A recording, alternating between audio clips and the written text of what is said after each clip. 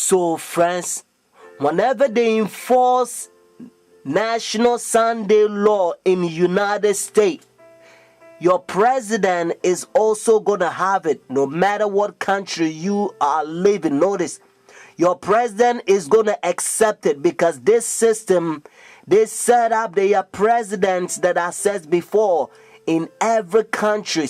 They a new world order. So your president would accept it. They also will force the law in whatever country you are living now. So whenever the law is enforced in your country, if you also accept it, that pagan sun worship day, notice, their Sunday worship, whenever it's enforced, if you accept it, at that time, you will have the mark of the beast. Jesus Christ will come. Notice, he will cut the day short. Because according to the Bible, according to Matthew 24, Bible said the day is now short, no flesh will be saved, but for the elect's sake, notice, the day will be shortened, friends. So Jesus Christ will cut the day short.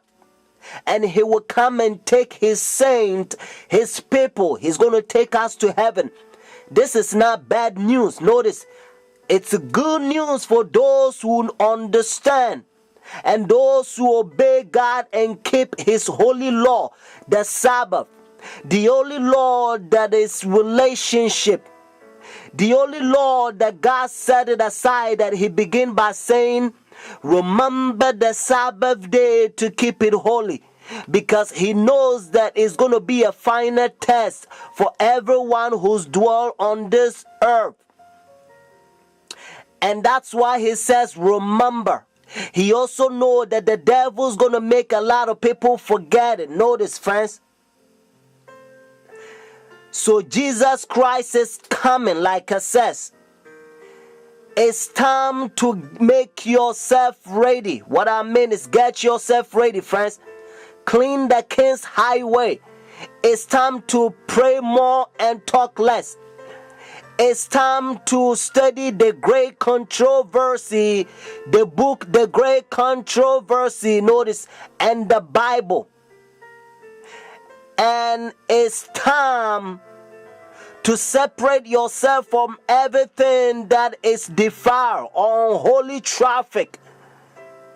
Separate yourself from so-called Hollywood programs. If you have a TV, notice television, and you are watching unholy traffic, like a Hollywood program, because they are judgment order, they infiltrate also movie stars. Notice, friends, Revelation 18 verse 2 to 5. Notice what God says.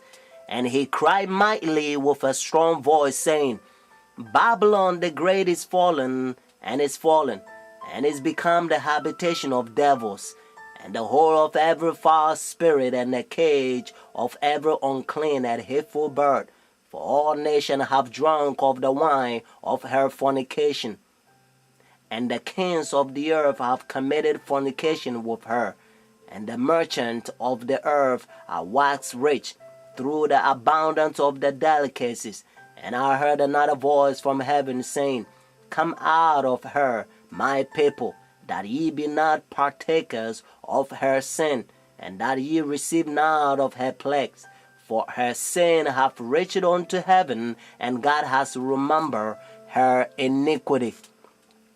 Friends, the Bible also proved that the woman represents a church, and that's why the great controversy, notice the great controversy from the beginning to the end. Matter of fact, when it comes to mankind, Genesis chapter 3 verse 15, it's throughout history, it's God's people, the church. And that's why if you read Revelation chapter 12 verse 17, Bible help you to understand that the devil, that Revelation says, is also the dragon, will persecute God's church, the woman. And notice what it says. Like it says, Revelation chapter 12, verse 17.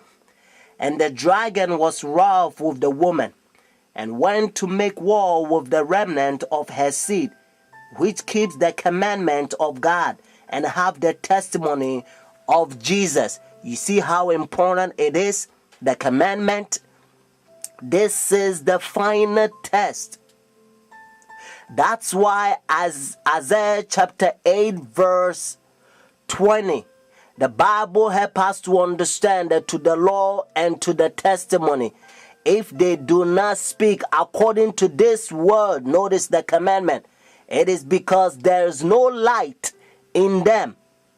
God's people throughout history, they always keep God's commandment. Notice, especially when it comes to the Sabbath, because the Sabbath is a relationship that God wants, He want to have it with every mankind.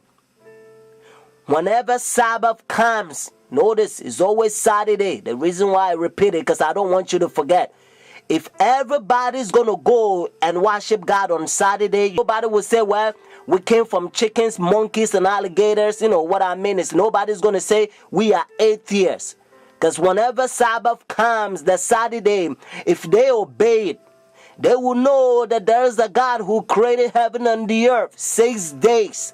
Just like Genesis chapter 2, verses 2 to 3. And then the 7th day, God rested. That's why the Bible said the 7th day is the Sabbath. And according to encyclopedia and history, even the Bible, Saturday is always the 7th day of the week, just in case if you get it wrong.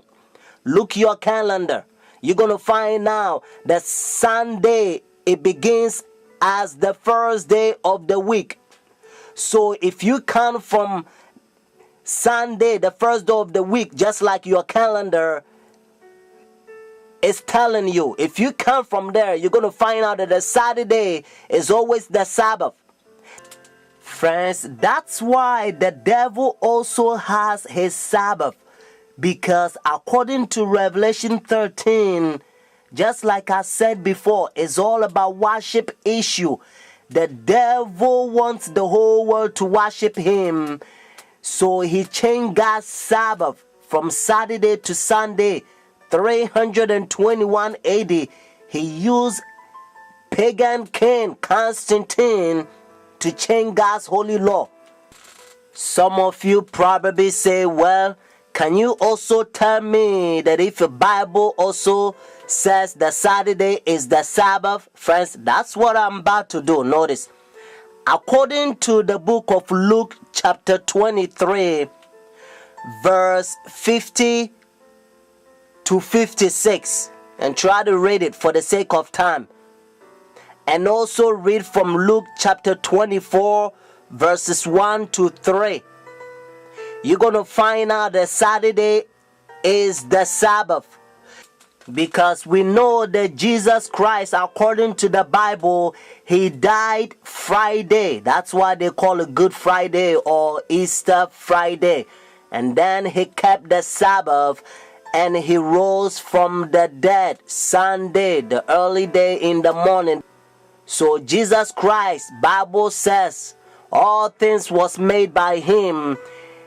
He rested after creation. According to Genesis chapter 2, He rested the Sabbath. Notice, when He says it is finished, when He finished His work, I'm paraphrasing, notice. And then, when Adam and Eve, they sinned, Jesus Christ came and He redeemed our soul. His redemption. On the Friday, when He says it is finished, He rests on the Sabbath day, the Saturday, and then the early day in the morning, Sunday, He rose from the dead, and then He continued His work. So that's what biblical Sabbath is all about, friends. It's a beautiful thing if you understand. Friends, the Sabbath, it's not a burden. Notice, the Sabbath, it's a beautiful thing. It helps you to know the one who created heaven and the earth. Friends, we don't keep the Sabbath like a Jewish people. We follow the step of Jesus Christ. Notice, He's our Redeemer.